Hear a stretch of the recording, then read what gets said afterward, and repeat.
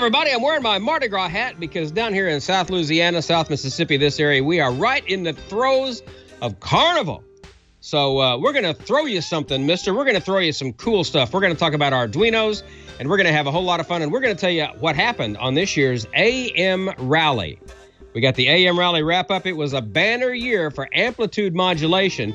So you're going to want to put a rubber band around your microphone. Well, actually, you keep your receiver on. We'll put a rubber band around our microphone for the next hour or so and tell you all about it next on Ham Nation.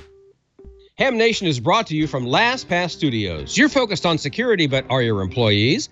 LastPass can ensure that they are by making access and authentication seamless. Visit lastpass.com/twit to learn more. Podcasts you love. From people you trust. This is Twit. This episode of Ham Nation is brought to you by Icom. For more information, visit icomamerica.com/hamnation. And by FreshBooks, the #1 accounting software in the cloud for self-employed professionals and their teams. Track expenses like a boss with FreshBooks. Try it free for 30 days at freshbooks.com/hamnation.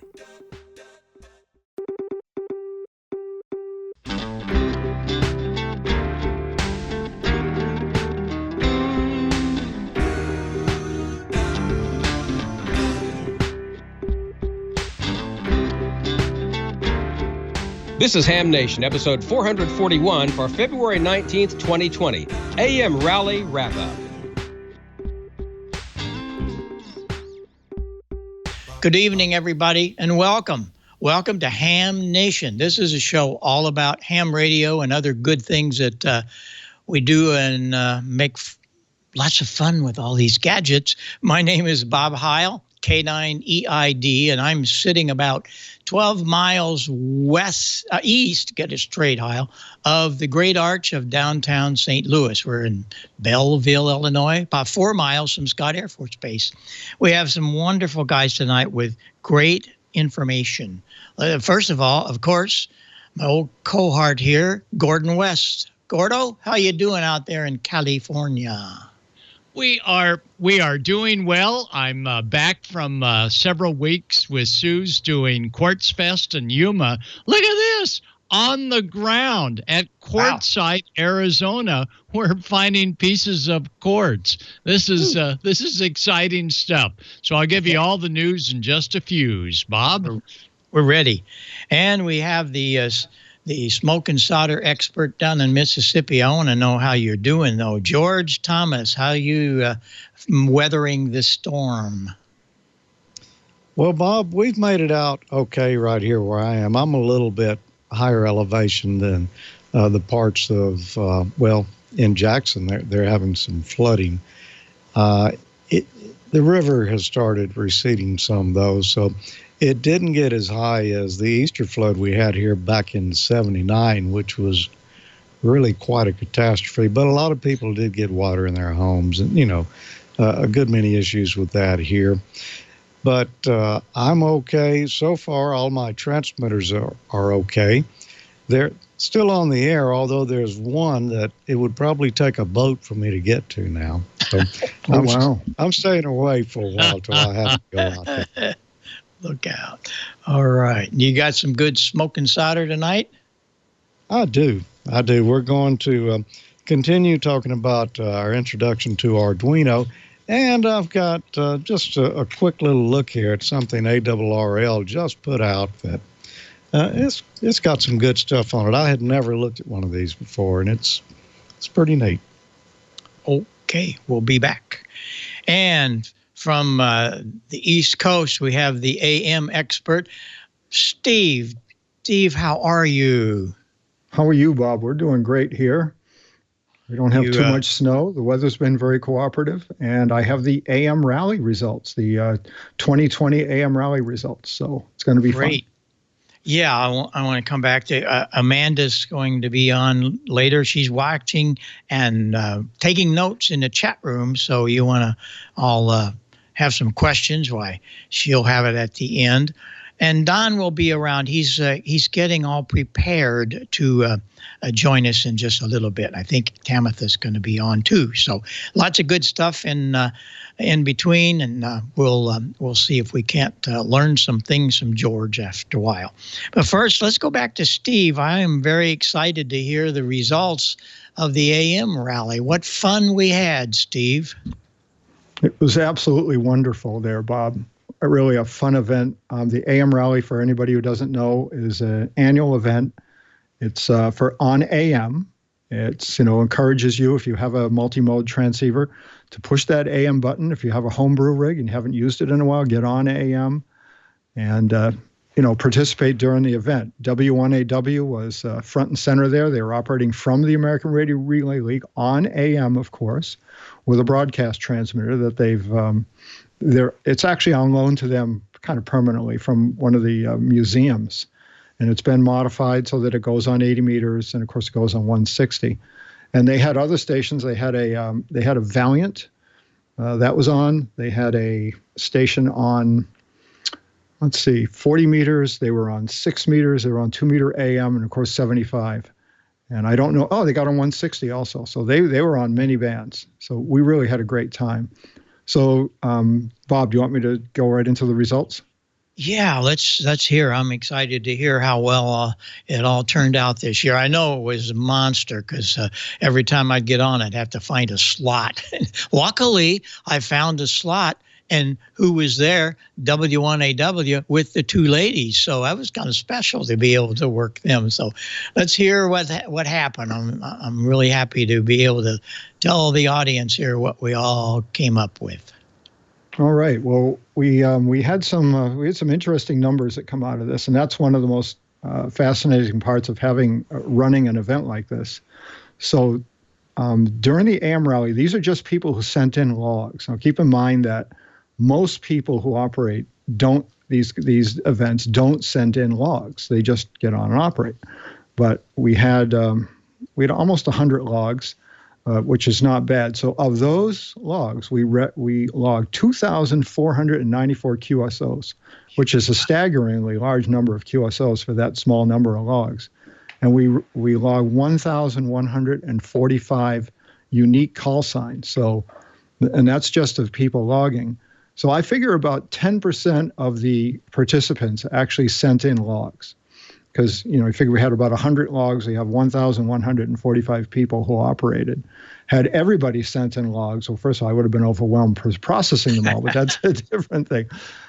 Who knows how many contacts we would have logged? We probably would have logged 20,000. Because on that weekend, as you noticed there, Bob, it was just wall-to-wall AM. There was AM everywhere on all bands, particularly on 80 meters. But anywhere you went, you just heard multiple AM contacts. People had a great time. Lots of people, first time on AM. I worked a lot of people myself, many of whom said first time on AM. So let's get right to the results. And I'll talk a little bit about some of the fun we had. So Paul, W7A, won again. He won last year with a staggering this is one guy, 316 contacts. I don't know how he did it.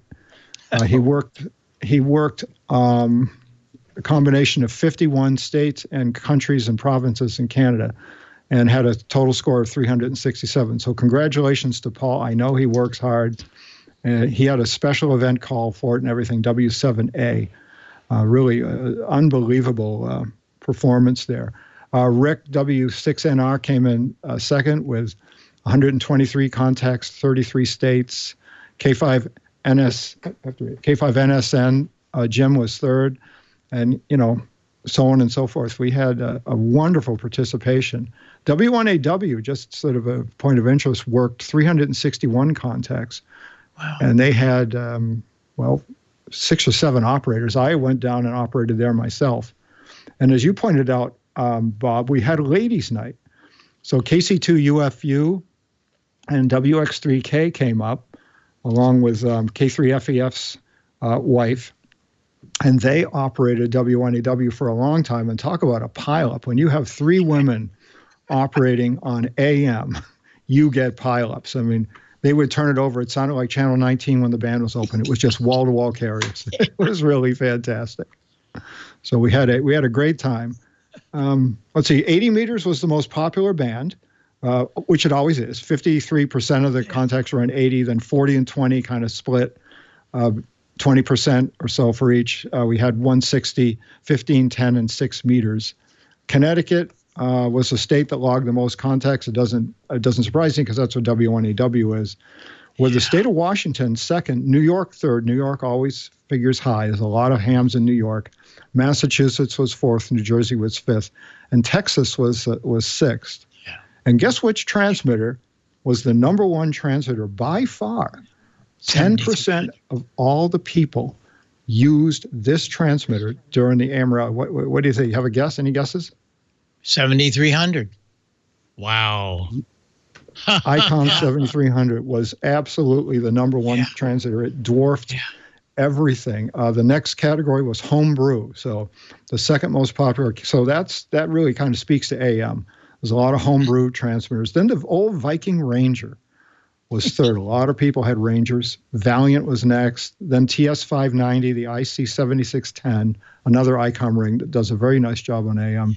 Globe Kings, Vikings, and so on and so forth. Flex figured very prominently as well. No Harvey Wells? There were Harvey Wells, but there were only three of them. The BC610 is another one. There were lots of BC610s. I think there were 18 or so BC610s. Oh, wow. Logged. So it's really fun. It brings out the old equipment. It brings out the new equipment, and everybody just has a good time. And so I know we're going to be doing it next year, and who knows, it might be bigger than that. It was pretty big this year. All the results are going to be published on the ARRL website, which is amrally.com. They're not up there right now. We have last year's results still. Clark, N1BCG, is actually going to put those up on the website. If he's too busy, I'll do it myself. I gave Clark all the results. So everything will be published. You can look at it. There's a lot of data there. It's kind of interesting to look at. And that will be up there as soon as Clark gets it. That's amrally.com. So that's the ARRL report. Well, one thing I want you to do for us, give us the address of the SDR receivers that we could dial in and listen to all the activity on AM. You have some information on that, don't you? There's a few of them. Let's see, of course, Mike K3FEF has one that's fairly well known. And I've actually got one. Mine is websdr.radioassociates. Just run that together, .radioassociates.com. And the reason why that's a good web SDR, look at all the people using it now even. Yeah. Wow. Is that it's, I live way out in the middle of the woods. I mean, way out. The nearest house is over 1,000 feet away, and the antenna's up at 90 feet. So that web SDR hears very, very well because there's no noise. And the antenna's way up in the air. So it's really good. It's shared with me transmitting. So when I'm transmitting, it disconnects the web SDR temporarily. But, most of the time I'm not transmitting. Most of the time I'm receiving. So it's pretty popular. A lot of people use that one because it's such a low noise environment. That's great. Well, explain a little bit. There might be some viewers that aren't familiar with what SDR is. Tell them just a little bit about what goes on with that.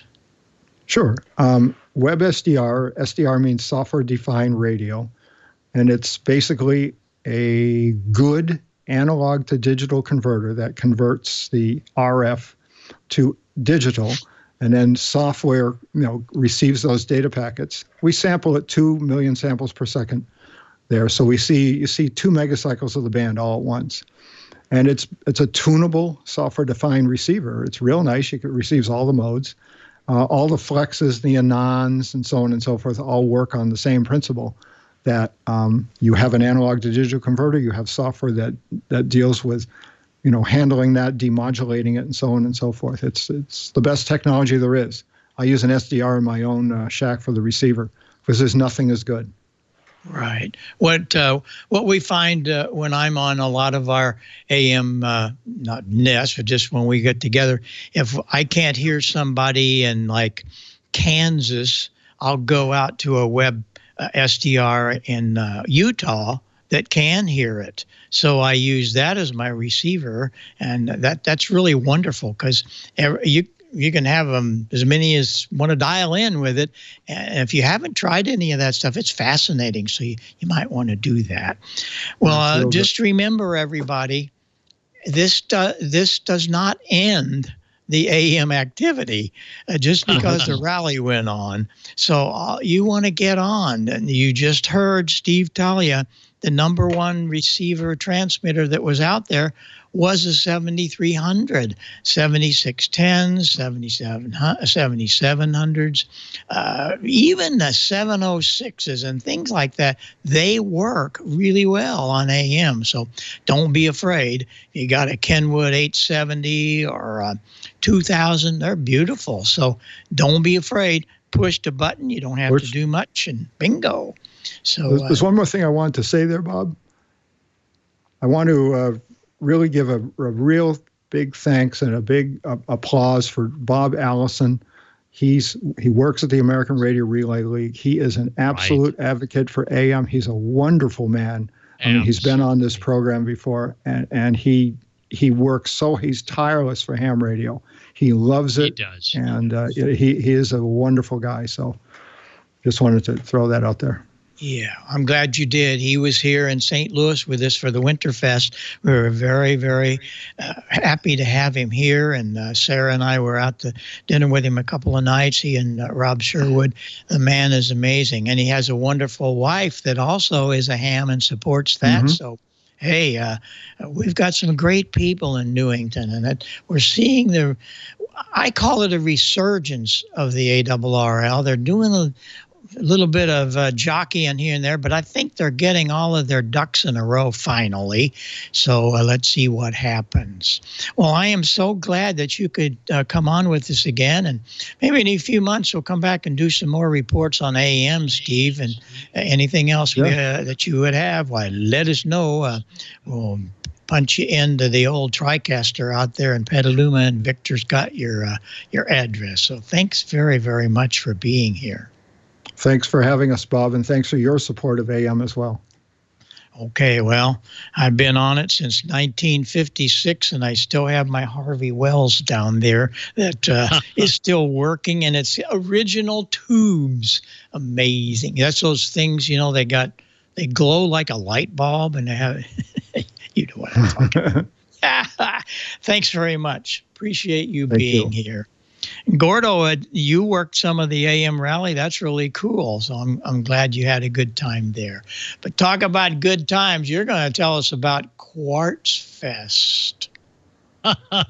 Well, I am. And Steve, thanks so much. And you're right. Mr. Allison does so much for the league and for ham radio and AM. I was on an old marine radio restored by me and Bill Albert, WA6CAX, and we were rock-bound, but we were having fun on AM. So thanks for the many stations that we worked on double sideband.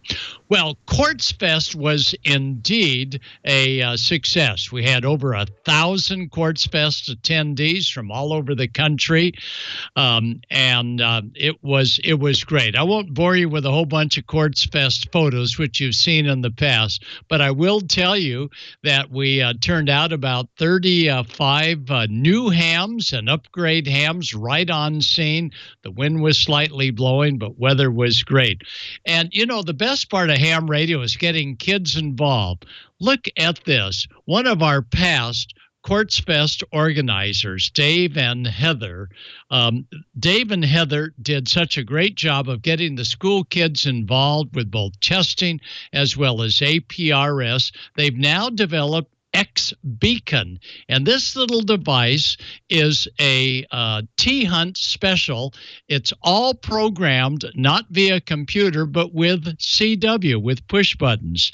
We're going to hear more about it, but the best part of it is the kids actually build. It's called the X-Beacon.com, the X-Beacon.com miniature radio transmitter kits, and the kids build it right at board level. And that was the best part of it. Also, Heather and Dave Anderson, thank you so much for getting the kids involved.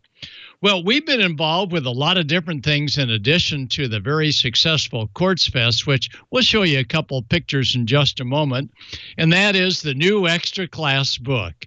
Well, people have said, should I wait and take my extra class when the question pool changes on July 1st, or should I wait? Well, what we do is when we get the new extra class question pool, we take a pair of scissors and we cut up every single question, and we take the illogical order of questions and make them logical for the new book. That's what I've been doing the last month, and I think it's a successful. Pete Trotter, our publisher, is madly putting together all the notes. But can you imagine 700 questions in the past? Now we're down to 630 plus questions for the new extra. The question is, should I take the test now with the old book? Whoops, get that straight, with the old book, or should we wait till Gordo's new book comes out? Either way, the complexity is not any tougher after July 1st. So if you've been studying, take it now. And if you haven't yet started studying, you could maybe squeak in before July 1st. Yeah, you got plenty of time. Or you can go for, as I do every year, the cut-up version where all of the order of the extra class questions are now by topic. That makes sense rather than by question numbers. Yuma Hamfest, another successful Hamfest, as well as Orlando Hamcation. Everybody's talking about them both. Riley Hollingsworth was at the Yuma talking about the Volunteer Monitor program, and he did a great job. Yuma had Wupong. Yuma's a fun Hamfest because we outgrew Hamfests in Southern California because they were too friggin' expensive to put on. Yuma has done a great job, and we had the aircraft from the military flying over hundreds, just a couple hundred feet above our heads, which always surprised the heck out of those that have never been to Yuma. So Yuma's a good one. In 2 weeks, we're going to have the Amateur Television Network, ATN, talking all about high-definition amateur television. We're going to have experts on Skype. We're going to have Roland and Gary, and they're going to give us the very latest news about Amateur Television Network. Right now, you can look them up at atn.org, but very shortly, they're going to the full name Amateur Television Network, and that's where you'll see high def taking over on ATV frequencies. And we all hope that you'll get your comments on to save amateur privileges at 3.5 gigahertz for the mesh Arden networks as well as 5 gigs. Let's go ahead, Victor, if we may, and jump right into Gordo Short Shots. At both Quartzfest as well as at Yuma, the wind system was there in force. And the wind system is an open system. It's not closed, and it goes on support from the many members. But the wind system allows a brand new ham to come on the air from anywhere in the country and go, hello, world. And 70 repeaters sponsored by fellow hams throughout the country, actually throughout the world, are able to say hi back. And they just drop on their rear ends when they hear that their little handheld is reaching all the way to Australia or all the way to Europe and all over the country. So we thank the wind system for all their support for getting new hams on the air and learning all about IRLP, Echolink, and all the D-Star and all of the great systems that wind system supports. And we think that is just terrific. So if you get a chance, look up windsystem.org. And if you've got a local repeater tied into wind system, enjoy, and you'll have fun.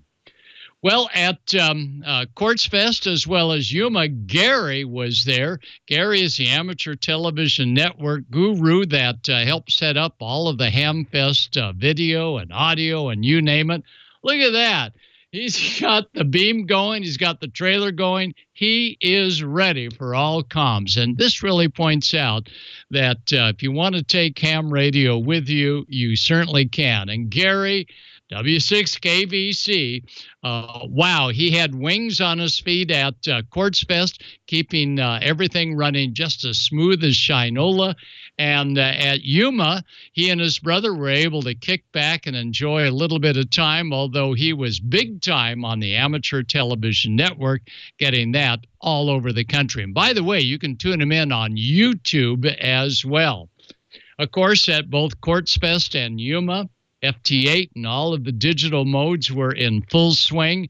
And it was great that all hams could just live with each other in close proximity and not get upset that somebody was pounding away 200 kilohertz away, desensing the receiver. When you get in close proximity with other hams at a big ham fest, sure, reduce your power, go down to 50 to 100 watts. Don't even think about turning on your mobile amplifier. And solar cells galore. And we had great solar cell success. One of the tests of these solar panels was to just slightly shade one side or the other side. Not the whole side, but I mean just a couple of those little squares. Some solar panels would drop to nearly zero with a bird dropping on one of those squares, yet others, wired in parallel, will continue to put out, but not quite as much. So if you're thinking of a solar panel, those Ham Nation listeners and viewers, do the old test. Take it outside, short circuit it with an ammeter, and just barely cover up one or two cells and see what happens. And if it continues to put out not quite as much current, you got a good one. But if all of a sudden you shade just one micro of a cell and the whole thing goes kaput, that series, and shade or a bird dropping or a few little bush leads like this could put you off the air on charging. So that's something to look for that we discovered at both Quartzfest as well as Yuma, and that is not all solar panels that put out 1 or 2 amps. This one did about an amp, and this one's a great one from Bioenno. You could shade half the thing and it would still put out at least half the current. So that was good. We didn't see as many loops as we normally see, but we heard some wonderful stories for those that said, I didn't even bring my loop because it is now part of my home station equipment for receiving to beat the noise. So if you've got a big rig with different input capabilities for antennas, you may want to consider the loop and to turn the loop in a direction that the noise drops down and the signals you want to hear come up, and you'll be rolling. So loops have a very important part in the ham radio world. One of the flaws that we saw in equipment quite regularly were Anderson connectors that wiggle. And I know we've talked about this before. A wiggling Anderson connector means that you're going to have an intermittent connection to whatever it's going to. And on some of them, we find that they wiggle because they were abused. Ham radio operators, you know, Bob, we never abuse things. But, just plugging stuff in and pulling it out. Finally, you pull the whole mama out, and bingo, you're off the air. So if you got Andersons, plug something in and then wiggle it. And if the thing is real loose and begins to cut out now and then, now you've got to take it apart. Look at that. There's the Allen screw. You can take it right apart and resolder the legs in there. So work your Anderson connectors, but if they wiggle off the board, then probably going to need a little bit of maintenance. Finally, Carolyn and team at Quartzfest had the Burning Ham. This is not the originals. The originals are from Ralph in November Mike 5 Romeo Charlie. He came up with Mr. Burning or Mr. Ham Man and Ms. Ham Man. But the Burning Ham Man, and we have to say that just right because there is a Burning Man in another part of the state, and they own the copyright to that name. The Burning Ham Man is always a tradition at Quartzsite. Thanks, Marilyn and team, for getting the Burning Ham indeed glowing. So this is the fun part of ham radio, and that is just going out there and doing loony things.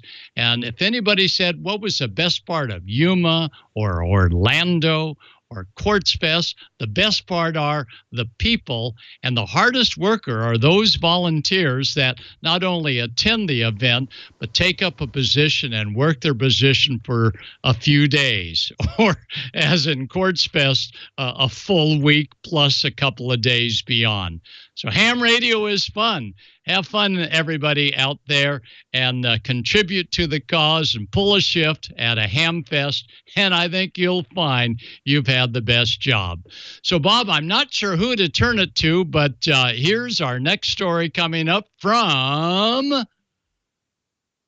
Get out and be active with Icom's new IC705 and its optional multifunction backpack.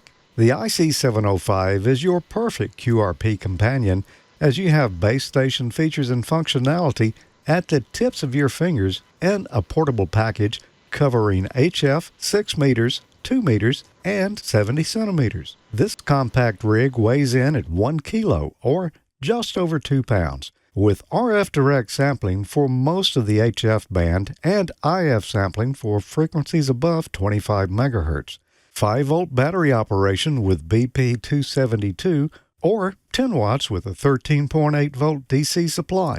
Modes include single sideband, CW, AM, FM, as well as full D-Star functions, a large 4.3-inch color touchscreen, and live band scope with waterfall, integrated GPS with antenna and GPS logger, micro SD card for data storage. It comes standard with the HM243 speaker microphone, and it supports QRP and QRP-P operations. The perfect accessory for the IC705 is the LC192 optional backpack, with a special compartment for your IC705 and room for accessories for soda activations or just a day in the park. Visit icomamerica.com/amateur for more information about this and all the great Icom radios. And Icom invites you to enter in the weekly drawing for some great swag prizes like T-shirts and hats. And the T-shirt and hat winners will automatically be entered in the grand prize drawing for a new radio each month. For January, we have a winner. William Johnson, WW5G, has won the Icom ID 5100A Deluxe Dual Band Dual Watch Mobile with touchscreen. Congratulations, William. I know you are really going to enjoy that radio. And we've got another great rig coming up for February. That's going to be the Icom ID 4100A. It's dual band, one band at a time, entry-level D-Star rig with big rig features. It's got built-in GPS, a micro SD card slot for voice and data storage, near me repeater search functions for both DV and FM. There's an optional Bluetooth module, and there is software available as well for Android and iOS to use with it.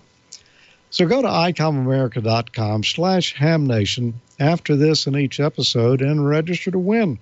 Sign up, good luck, and don't forget to follow Icom America Inc. on Facebook and Twitter.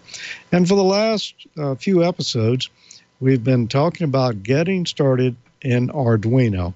And there's so many things you could say that I can't possibly cover everything. I can just make little digestible bites at a time.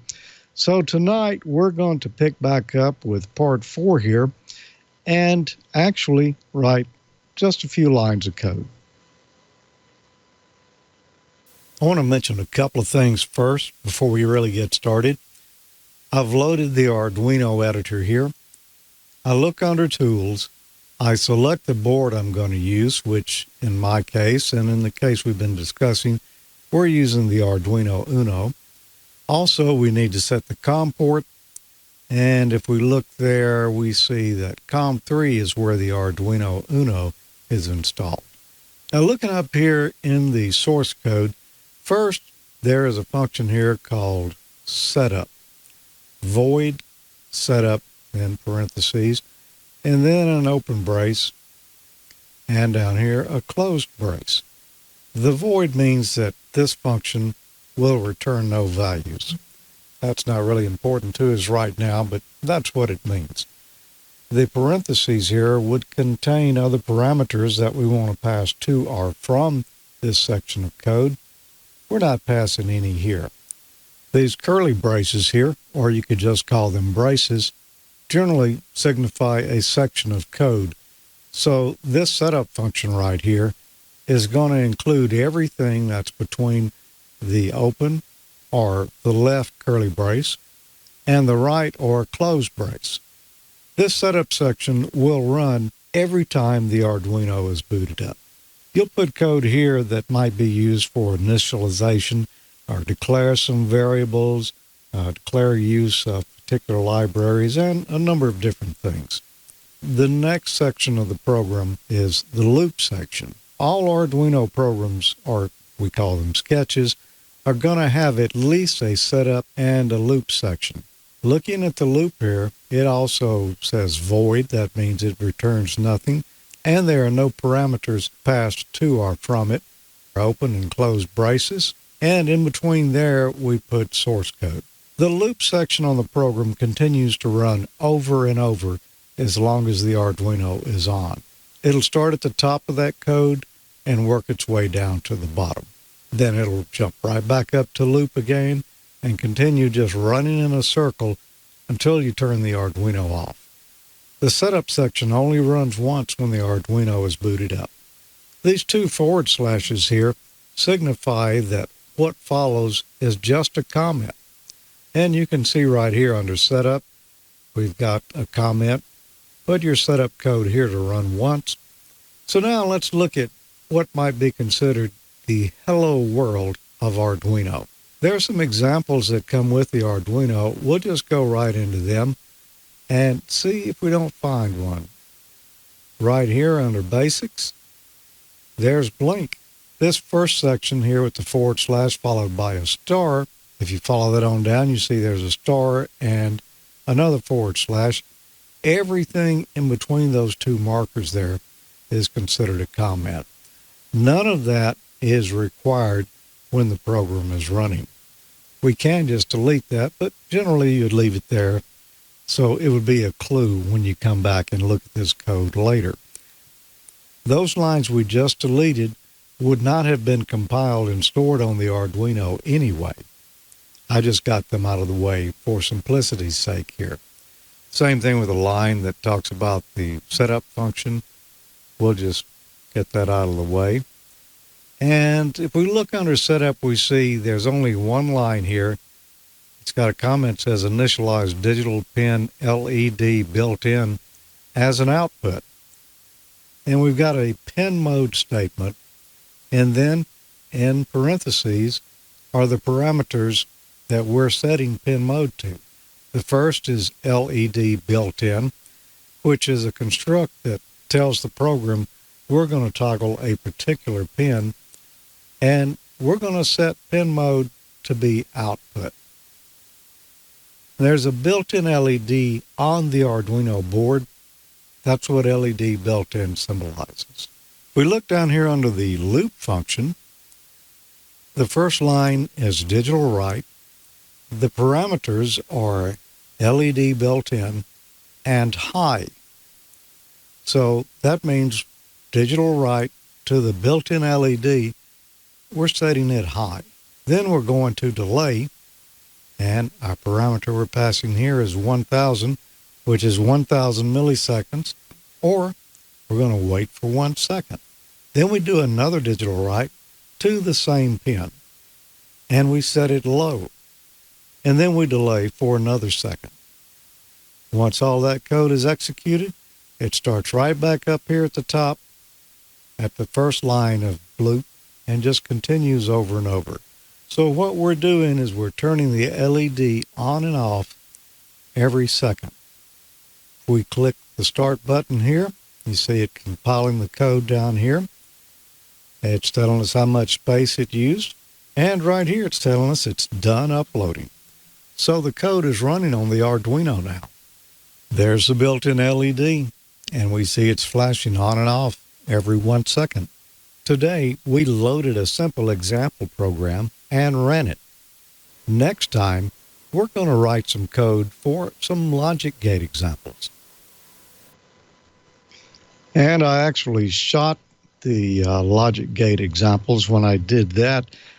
But, boy, you know, it takes a while to explain that stuff. And still, you know, I'm not going into super great detail because just to get started, you don't really need to know that much. And we're going to look at some simple things you can do with it, as well as some examples to replace components that you would normally, you know, use discrete components for. Like that little program we looked at right there had that delay function in there. That would do the same thing as a 555 timer, wouldn't it? So a lot of different things you can do in there. And, you know, I really enjoy programming with them and building projects. It's a lot of fun, and you don't have to keep buying parts. You know, most of them are already there. Just add a few wires to it, maybe a couple of components, and you've got a completed project. Well, I wanted to talk about something that the ARRL has just released here. It's the 2019 ARRL Periodicals DVD. You know, I had not looked at one of these before until this one right here. And, you know, it was kind of enlightening. I mean, I knew basically what was on it, but I just hadn't really looked at it in this form before. So let's just look at a few still shots out of it. Now, I am using a program here that is called, let's see, that's Foxit PDF Reader. The DVD comes with an installation program, setup program you run, and it will install all the files as well as a PDF reader on your computer, but I'm just using a reader by itself. It's got all the issues for 2019 on the 3 ARRL periodicals. It's got each issue of QST, the ARRL's membership journal. So that's a convenient way to browse them right there on your computer. And you can search for things in there, too. If you don't remember which issue of the printed issues it was in, you can just do a search here and find it. They've also got QEX, the technical manual from the ARRL, and I had never looked at one of those before. This was pretty good. You know, it's got more detailed articles in there. I think they publish 6 issues a year, but there were some good detailed projects in there and some things I'd like to build. And they also include the National Contest Journal, which has got all your tips and techniques for contesting there, as well as I think they have statistics for a lot of the contests published in there as well. So you may want to check that out, the 2019 ARRL periodicals on DVD. I'd recommend it if you're interested in those magazines there. This is an easy way to read them, and you'll always have them. And you can search. That's the main thing about it. You can quickly hunt down and find what it is you're interested in. And now I believe it's time that we should go to the man that knows all the news, that is amateur radio news. And he's got a nice hat, too. It's Don Wilbanks. Hey, George, how you doing? It's good to be here. You know, all that rain that you're getting up there that's causing all the flooding with the Pearl River, it's supposed to be here in a week. They're saying that we're going to have some flooding down here, at least some high water in a week. It's not going to affect us a great deal, I don't think, but it's on its way. It takes about a week or so for it to get, the 2 or 3 hours drive up by you to get down here, down to South Mississippi. But hopefully we'll all stay high and dry. I want to say hello to all of our listeners on WTWW Shortwave.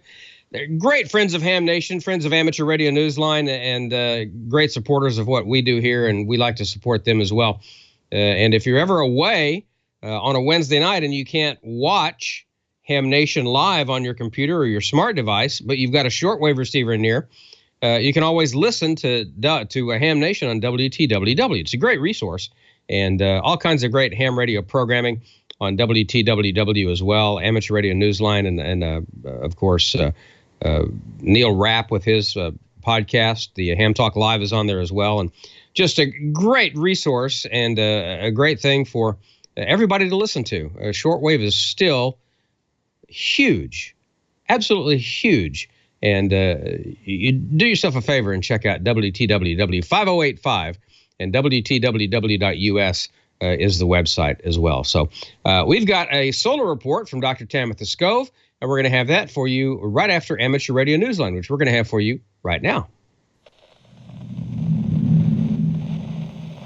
From Amateur Radio Newsline Report, number 2207, these are the Ham Nation headlines for Wednesday, February 19th, 2020. Radio camp season is coming up fast, and in Thailand, preparations are underway.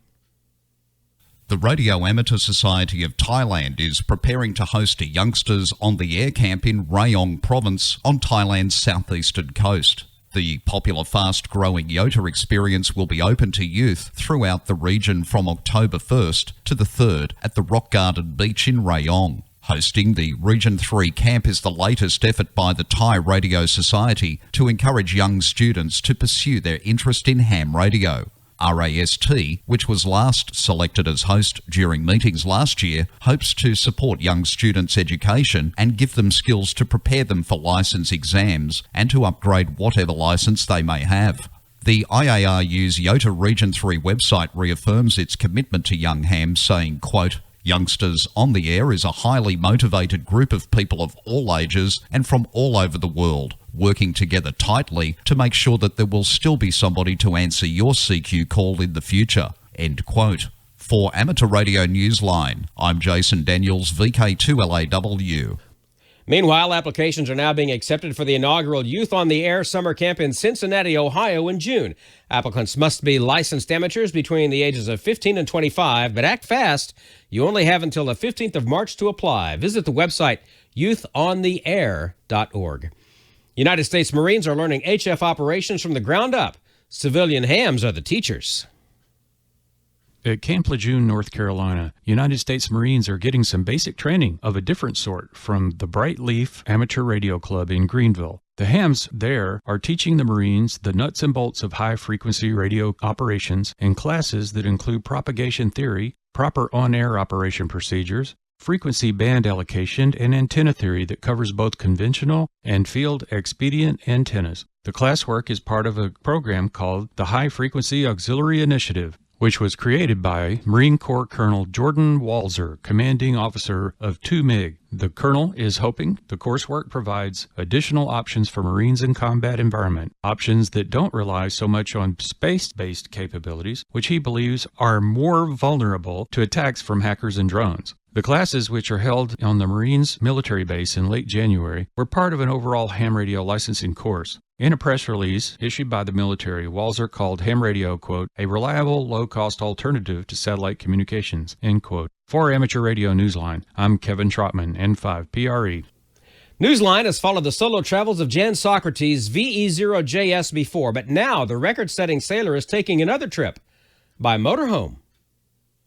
Solo sailor Jan Socrates VE0JS completed a solo, unassisted circumnavigation of the world last year aboard the Narita, becoming the oldest person to sail around the world alone, non-stop and unassisted. She was 77 when she completed the voyage in 11 months, 4 months longer than she'd expected due to some extreme challenges.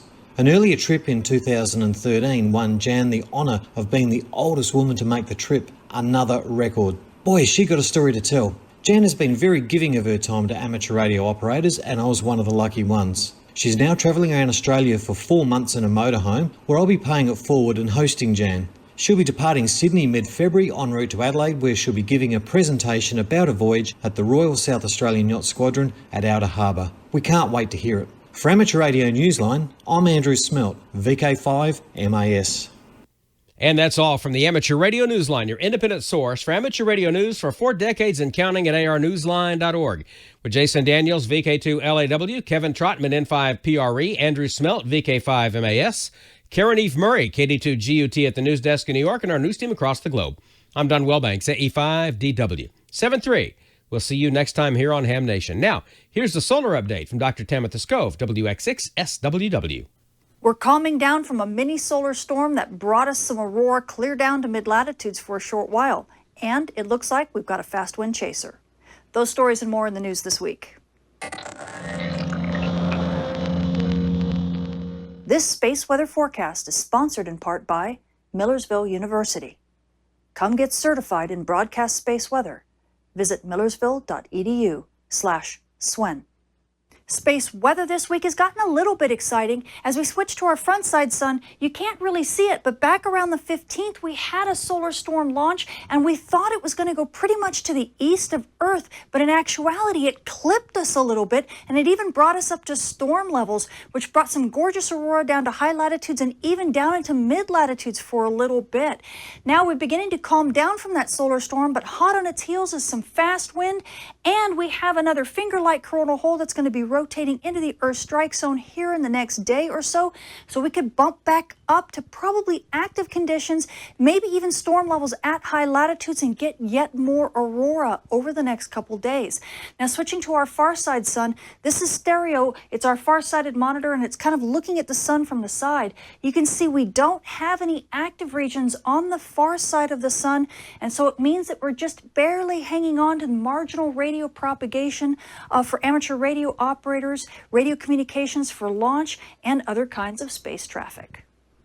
Switching to your solar storm conditions and aurora possibilities over the coming week, we are coming down from that mini solar storm that has just hit, but we're not quite done yet. We are expecting a little bit more fast wind on the way. So at high latitudes, NOAA is expecting minor storm conditions with up to about a 55% chance of a major storm. And these conditions could last in through the beginning of the weekend before we see things begin to calm down.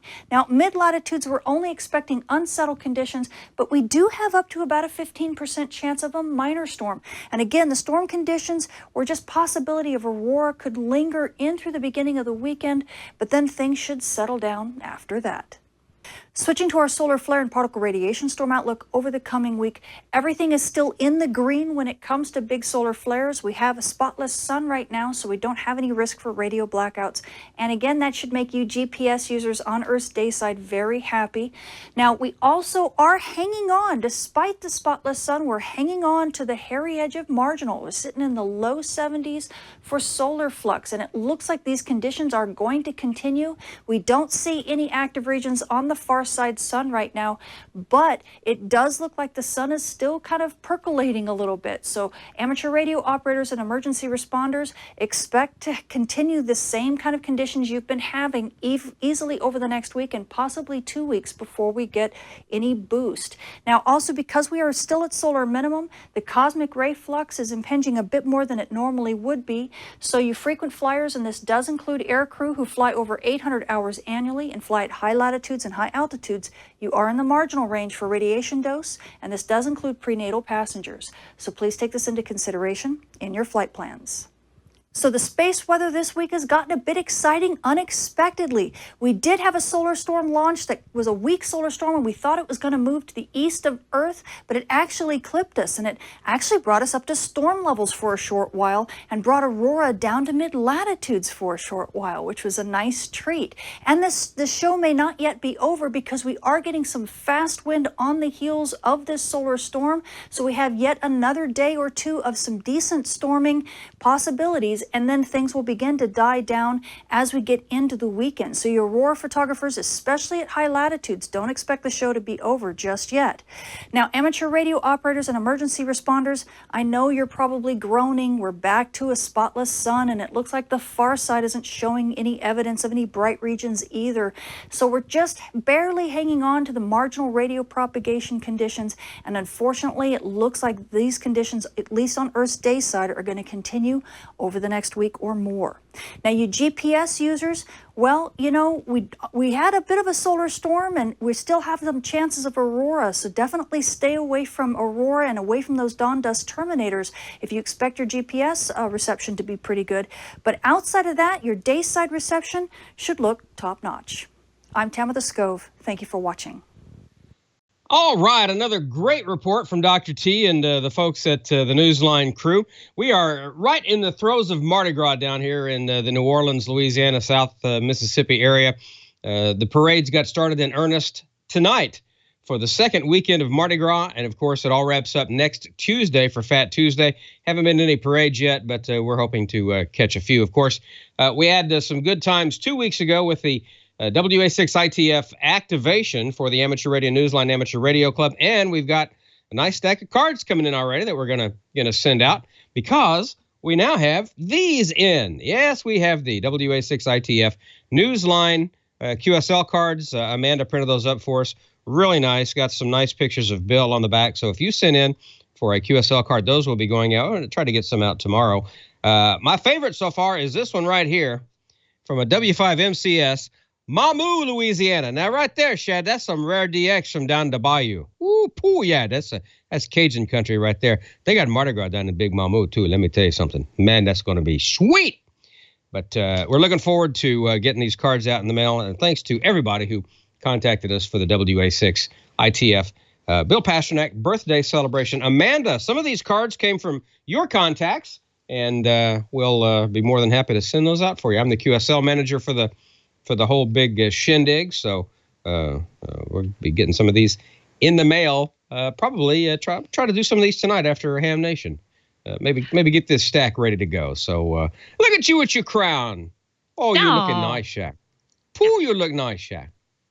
I don't have any beads either. I don't either. People in the yet, chat room were like, "Where's Don's beads? Where are they?" Well, I've got some, but they're not from this year. And like George said he has beads too. But of course, if we told you how we'd get them, we'd have to kill you. George, give it up. Right here. Oh, he's got them. See, he's got them. Oh yeah. Oh wow. I had a king cake from Heil's. Oh, that's good stuff. Oh yeah, that's good stuff. Great stuff. I tell you, the darling of the king cake is from a Vietnamese bakery in New Orleans called Dong Phuong. And if you don't know, Vietnam was under French rule for many, many years, and some of the best French bakers are from Vietnam. I mean, the best French bread you've ever had from Vietnam, and that king cake is now the darling. People would wait several hours in line to get a Dong Phuong king cake. You only get it at one place, and that was at the bakery. But this year, they've got 10 or 12 locations around New Orleans where you can go and get a Dong Phuong king cake without having to go out to the east where the bakery is. But man, that's some good stuff. So wow. Yeah, I've been consuming lots of king cake so far this year. But anyway, that's not why you called in. Tell us what's going on in the chat room, Amanda.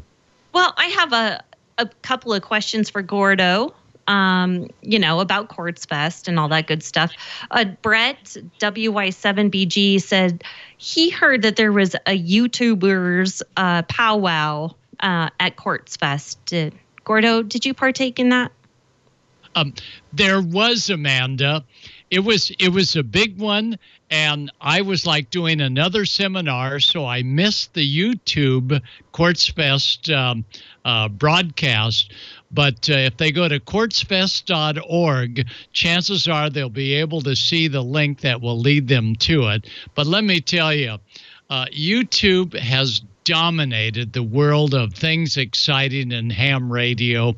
And let me tell you, YouTube lit up, Amanda, when you hosted the All Ladies Night. That was spectacular. And many of those ladies were there at Quartzfest, so we had a great time. Amanda? Absolutely. And I'm going to have another question for you about that. But I think Don has a message for us. I do. I want to tell you about a sponsor of Ham Nation that it's not necessarily ham radio related, but it's tax time. And if you own a business, a small business, then this will certainly be of interest to you because FreshBooks is one of our sponsors this week. And if receipts are piling up and you've been putting off getting your expenses on track, you can put your mind at ease because FreshBooks has made expense tracking so simple. You can connect your bank account or credit cards, automatically scan your bank accounts, match account activity against your financial records on FreshBooks to ensure accuracy and consistency. Take pictures of your receipts. You don't have to take a chunk of your time to manually enter your information from a shoebox full of receipts. Those days, thankfully, are over. Categorize your expenses for tax time, which is right now. It'll be so much easier for you and your accountant to file. Sales tax summary, make remittances painless by always knowing the sales taxes you've paid and collected in any period. Profit and loss report, keep tabs on the financial health of your business at any given time. And having your records in shape will help you understand how your business is performing, make better decisions, and be ready for tax time. You can also Give your accountant access to specific features and reports in your FreshBooks account, providing a complete view of your physical assets, outstanding debts, and so much more. FreshBooks literally simplifies everything for you, and you will always have your expenditures up to date, and you'll know at a glance what you're spending and how profitable you are. And that's everything. That's everything. So start 2020 by reaching your business goals using FreshBooks to take the hassle out of expense tracking. Visit freshbooks.com/hamnation. Enter HamNation in the How Did You Hear About Us section. You'll get 30 days free. That's freshbooks.com/hamnation. Enter HamNation, receive 30 days free. Thank you, FreshBooks. It's tax time, and you need this software, Amanda. Oh, yeah. Well, we haven't even looked at our taxes yet, so bah. All right, yeah. So let's continue on. Gordo, couple more questions here. Quartzfest, let's go back to lighting fires there. I heard you guys had some interesting ways of doing that, guys and gals. Is that correct? That is absolutely correct. And we tried to adhere to fire safety. We did have fire extinguishers on scene. By the way, Don, we have our beads. Oh, there you go. You're ready. We're ready for you. You're ready. Yes, we are very cautious on how we did it. Marilyn and team were doing a great job of getting things going. And in years past, they've used other types of fluids, but this year we used just plain old paper, and it went off without a hitch. And we burned up the Ham Man, the effigy of the Ham Man, with style. Nobody got hurt, and it was quite a sight. And it's now become sort of a tradition that we do it at every Quartzfest. But yeah, there were some earlier fire techniques that we don't do anymore, like pouring gasoline on it and stuff like this. This was just good old paper from what I saw. But I was not too close because I didn't want to get too close to the burning Ham Man. Understand. And we saw Randy's video on the last show, I think it was. Anyhow, yes, everyone was very, very, very safe, and they told you to stand away just in case it fell over, all that good stuff. It sounds like you guys did it just exactly properly. So I had another thing here. Brad, KG5 SDE, says, I passed my extra exam this Saturday, and I'd like to thank you all for this show and spurring me to get into ham radio and for all the content you all provide to us every week, Gordo. So I think that was directed towards you, and I wanted you to know that Brad passes extra. So, well, congratulations, Brad. Be sure and write for the free graduation certificate that I'll make out for you. And Susie will lick the envelope and add additional addeds, and we'll get it off to you. But that's exciting because, you know, extra class is top of the line. And the new question pool is probably 90% the old current question pool, which dates all the way back to advanced class, Amanda. Remember back then? And the question pool committee did pull 100 questions, but we added 42 on FT8 and 144 and many of the other digital modes. So it's a new fresh test beginning July 1st. But whether you use the current book or the new book that I've been cutting up pages on, you'll get through fine. And so not to worry. We encourage the new book if you're going to take it at after July 1. But if you're thinking of doing the test before July 1, as he did, then go with what's out there and you'll do just fine. Perfect. Now, George, I have one question for you. You've done some great Arduino videos here lately, and we really appreciate it, by the way. I just want to know, where did you pick up all of this programming and things like that? I saw a lot of chat about C++, and if you can do that, then you'll handle this just fine. I'm just curious, was this trial and error? Did you study a manual? Did you go to school for it? Tell everybody how you picked this up. Well, when I went to school, I took electronics. The only computer we had was this little board thing that you flip switches on, and it would light different LEDs. And I think they were teaching key punch back then. So no, I didn't take it in school. Just, I guess back in the mid 80s, a friend of mine had been twisting my arm about it. I had worked at a Radio Shack store for about 5 years when the what was that? The TRS 80 came out. And I played with one a little bit and wrote a couple of very, very simple programs. And then I tabled it and didn't worry about that for, a lot of years, at least 5 or 6 years. And I don't know, a friend of mine, well, Jimmy, you remember Jim and his torch? Oh, yeah. Jimmy is the one. He convinced me I needed to buy a computer. So I bought a Commodore 64. Whoa! And, oh, yeah, that's it. That's it right there. It was like $1,000, and I knew I would never be able to afford one. Oh, yeah. Yeah.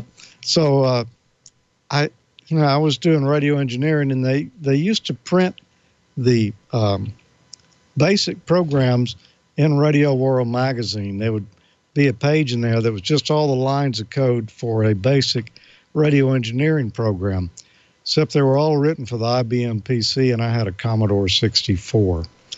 So and you had to type them in, but that was common. You could buy magazines that you had to type in all the programs with back then.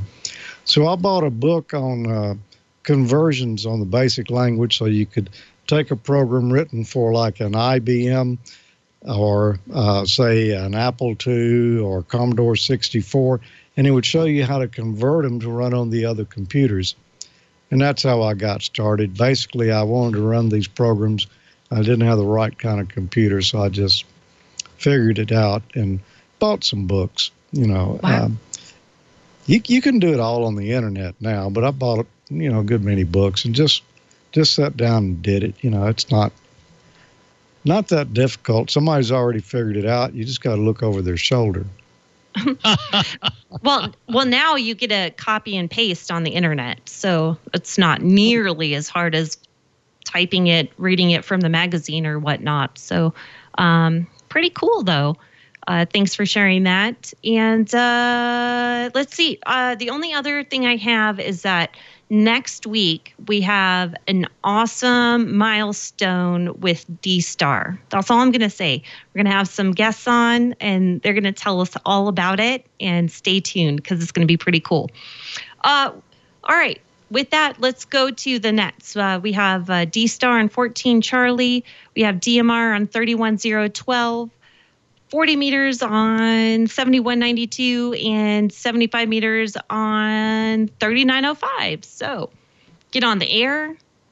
And thank you, Net Controls. You do an awesome job every week. I try to tune into all of it. I don't always have time, or I get stuck on one net and I don't get to check into the other net, but it's always a fun time. So check those out. All right. Who's wrapping it up tonight? I volunteer Don. And now here's George with a wrap up. Thanks, Amanda. Yeah. The best. Thank you. Here's George to hand off to Don. Yes. That's cool. I can do that. All right. This has been a fun show. Good stuff. The Arduino stuff, fascinating. And the AM rally, I didn't get a chance to operate in the AM rally this year, but it's something that I definitely want to do. And I have done some AM on my Icom 7600, and it works great. Great. So if you got a modern rig, don't be afraid. Push that, like Bob says, push that AM button and get on there and have fun. Just check out where the AM windows are and stay within there. I was really nervous. Oh my gosh, yes, oh, no, because cool. I was afraid that everybody was going to be on something vintage and they were going to be like, what are you running? And I'll tell them a 7610. They're going to be like, whatever. Everyone was so kind. They really were. And watching the waterfall and seeing their signals, it's like a butterfly signal. It's a really cool thing to see. and you can you try to tune into them, and all very kind though, and it was really fun. I mean, the monumental contact obviously was Bob Heil, so that was a blast, and listening to all of them work each other as well. So yeah, do it, you guys. Absolutely, yeah. AM looks sharp on those waterfall displays, because you've got the peak with the carrier, and then you've got the double sidebands on the side, and it flows. Yeah, right. Yeah, it looks really sharp. So get out there and have some fun with AM. Don't be afraid. I'm going to do a little bit more AM, I think, in the coming weeks, and get on the radio a little bit more. Maybe that's going to be my resolution for Lent. Of course, Lent is right after Mardi Gras, is to get on the radio more. Lose a little weight and get on the radio more. That's what I need to do. So, all right.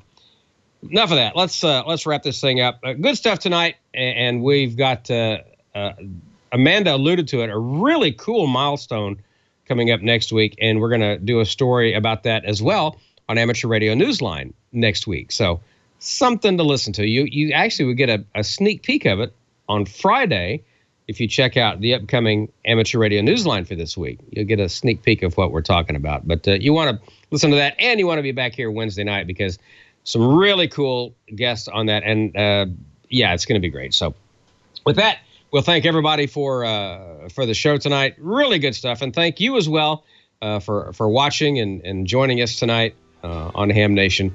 We'll be back again next Wednesday night, and hopefully I will have recovered from Mardi Gras by then.